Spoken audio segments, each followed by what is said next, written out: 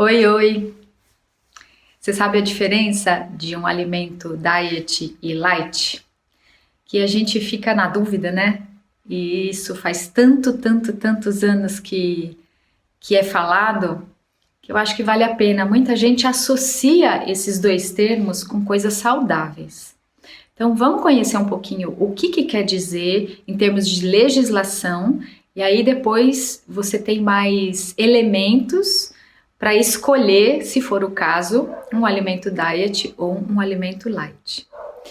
Então, o alimento que leva no rótulo diet, ele tem, pela legislação, uma função específica para tratar ou ser usado por uma determinada condição de saúde. Eu explico porque o diet normalmente é associado com açúcar. Então, se o alimento não tem açúcar, ele pode ser usado por um diabético e, portanto, eu posso colocar, claro que tem outras questões envolvidas em termos de legislação, mas se eu retiro o açúcar de determinado alimento, por exemplo, uma geleia, que tradicionalmente é feito, vamos pegar um morango, açúcar e uma pectina, alguma coisa para deixar lá naquela consistência.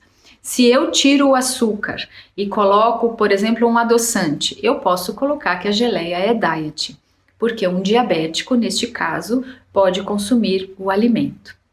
Eu tenho outros ingredientes que, se eu retirar, vai deixar o produto diet. Então, eu posso mexer em várias coisas. O açúcar é o mais conhecido. Então, se eu tirar o sal, se eu tirar óleo, se eu tirar algum ingrediente, eu faço aquele alimento ser diet. Então, como falei, a legislação disso é bem complexa, mas diet tem a função para uma dieta específica.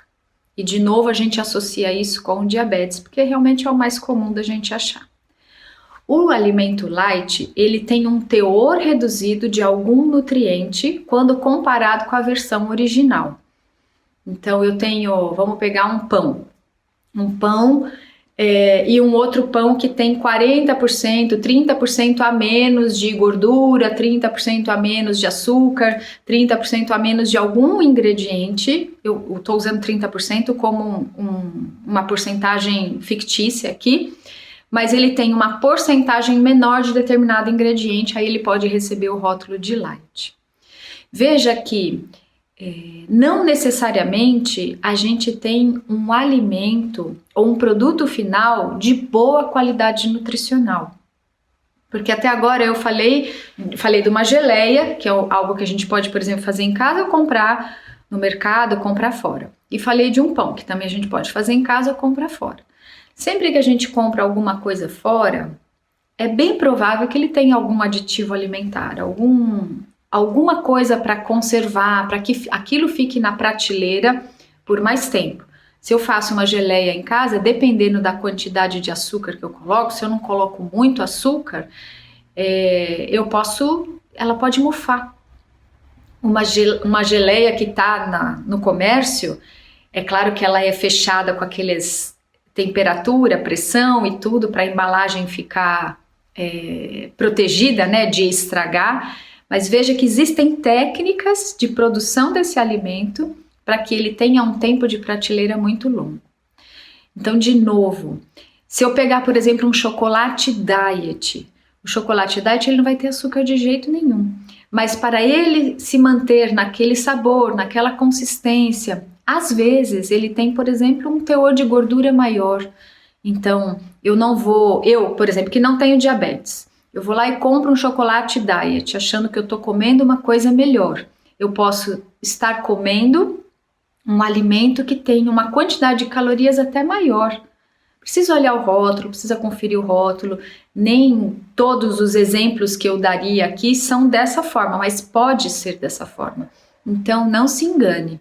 Consumir um alimento diet necessariamente não vai trazer saúde, ou você não vai estar consumindo o alimento de melhor teor nutricional, assim como o light, ok? Então, são terminologias que são usadas pela legislação para atender determinadas características do produto. Então, determinadas aplicações para uma dieta específica ou para um teor reduzido de algum nutriente, no caso do light.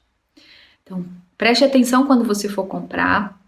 Tem um bom exemplo que eu já dei em várias palestras. Se a gente pegar um achocolatado light e o convencional, faz tempo que eu não faço essa comparação, mas há um tempinho atrás eu fiz essa comparação e no light a porção, a quantidade em gramas e em colher era menor do que a porção na versão original. E a hora que você olha a tabela nutricional, de fato no light era menor.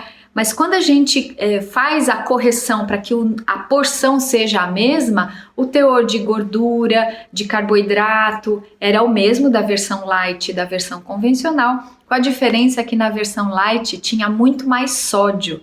Porque normalmente, no caso do achocolatado, recebeu um adoçante, o adoçante mais largamente utilizado na indústria, é o ciclamato de sódio e a sacarina sódica, e aí tem um teor de sódio maior. Então, muito cuidado quando for comprar um alimento light com esse apelo de ser mais saudável. Tem que pegar o rótulo, olhar direitinho para ver se realmente tem essa redução tão significativa de outras coisas, porque pode reduzir gordura e não reduzir o açúcar e vice-versa. E sempre que você puder, prefira as coisas feitas em casa, que aí você consegue reduzir os ingredientes, reduzir o açúcar, usar menos gordura, dentro do seu controle, com ingredientes mais integrais, mais naturais, sem aditivos alimentares, que certamente vão fazer mais bem para a saúde.